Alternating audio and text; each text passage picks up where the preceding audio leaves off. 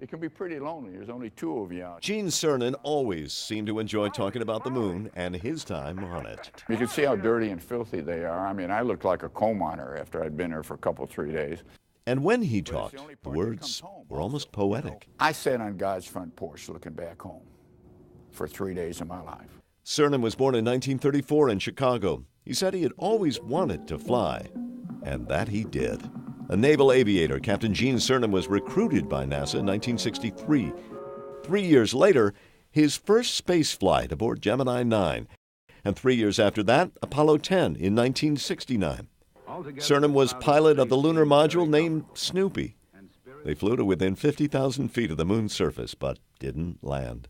It was the dress rehearsal for the moon landing mission to come. I like to tell Neil Armstrong our mission was to paint the white line in the sky so he wouldn't get lost. Cernan's time would come. He would command Apollo 17, 1972. Roger. You're looking real good, Gene. Right down the line. Hey, Houston, the Challenger has landed. It was the last time men walked on the moon. Or, well, strolled. I was strolling on the moon one day in a merry, merry month of December. Cernan and Harrison Schmitt spent 3 days setting up experiments and exploring in the lunar rover at a place called Taurus Littrow. But if I could go back to the moon, particularly to a spot that I'd been, to the valley of Taurus Littrow, to where I scribbled my daughter's initials in the sands, to where I left the rover, to where we lived, to a place we called home, I would do that in a minute. Cernan spent 73 hours on the moon's surface, the last human to touch it, the last person to leave a footprint. Cernan didn't fly again and left NASA in 1976, after that going into space-related business. When Neil Armstrong passed away, his good friend Captain Cernan gave the eulogy at the National Cathedral.